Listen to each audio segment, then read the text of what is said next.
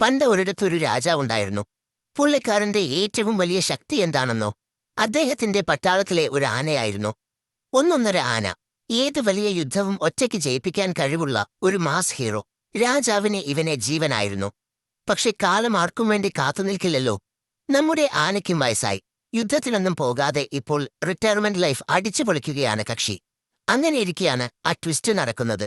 ഒരു ദിവസം കാട്ടിലൂടെ നടക്കുമ്പോൾ വെള്ളം കുടിക്കാൻ പോയ നമ്മുടെ ആന അറിയാതെ ഒരു ചതുപ്പിൽ അകപ്പെട്ടു. ചെറിയ ചതുപ്പൊന്നുമല്ല, അനങ്ങും തോറും താഴേക്ക് പോകുന്ന തരം ചതുപ്പ്. രാജാവും മന്ത്രിമാരും പട്ടാളക്കാരുമൊക്കെ ഓടിയെത്തി. അവർ ആനയെ വടം കെട്ടി വലിച്ചു, തള്ളിനോക്കി.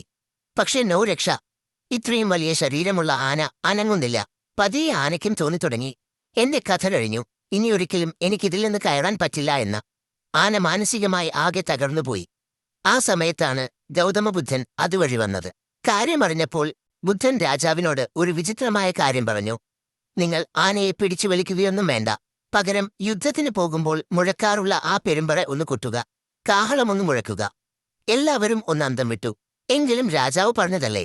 ഭടന്മാർ പടക്കളത്തിലെ അതേ ആവേശത്തിൽ പെരുമ്പറ കൊട്ടി കാഹളം മുഴക്കി. ഗായ്സ്, പിന്നീട് നടന്നതാണ് യഥാർത്ഥ മാജിക്. ആ യുദ്ധവാദ്യങ്ങളുടെ ശബ്ദം കേട്ടതും ചതുപ്പിൽ തളർന്നു കിടന്ന ആനയുടെ മട്ടും ഭാവവും മാറി. അവന്റെ ഉള്ളിലെ പഴയ പോരാളി ഉണർന്നു. ഞാൻ വെറുമൊരു വൃദ്ധനല്ല, യുദ്ധം ജയിച്ച വീരനാണ് എന്ന ചിന്ത അവന്റെ സിരകളിൽ പാഞ്ഞു. ആരും പിടിച്ചു വലിക്കാതെ സ്വന്തം ആത്മവിശ്വാസത്തിന്റെ ബലത്തിൽ ആന ആ ചതുപ്പ് കവിഞ്ഞു മാറ്റി കരയ്ക്ക് കയറി. ഇതിൽ നിന്ന് നമുക്ക് എന്താണ് മനസ്സിലാക്കാനുള്ളത്? ഫ്രണ്ട്സ്, നമ്മളും പലപ്പോഴും ഈ ആനയെപ്പോലെയാണ്. ജീവിതത്തിലെ പ്രശ്നങ്ങളുടെ ചതുപ്പിൽ വീഴുമ്പോൾ നമ്മൾ പെട്ടെന്ന് തളർന്നുപോകും. നമ്മുടെ കഴിവുകൾ നമ്മൾ തന്നെ മറന്നുപോകും. ആ സമയത്ത് നമ്മളെ രക്ഷിക്കാൻ പുറത്തുനിന്ന് ആരും വരില്ല. നമ്മൾ തന്നെ നമ്മുടെ മനസ്സിനോട് പറയണം, ഞാൻ ആരാണെന്നും ഇതിനു മുമ്പ് എന്തൊക്കെ അതിജീവിച്ചവനാണെന്നും. നിങ്ങളുടെ ഉള്ളിലെ ആ പഴയ പോരാളിയെ നിങ്ങൾ തന്നെ ഉണർത്തണം. ഓർക്കുക, പ്രശ്നങ്ങൾ ചതുപ്പ് പോലെയാണ്, പക്ഷേ അതിൽ നിന്ന് പുറത്തു കടക്കാനുള്ള കാഹളം നിങ്ങളുടെ ഉള്ളിൽ തന്നെയുണ്ട്. ഈ കഥ നിങ്ങൾക്കിഷ്ടമായെങ്കിൽ തീർച്ചയായും ഷെയർ ചെയ്യുക.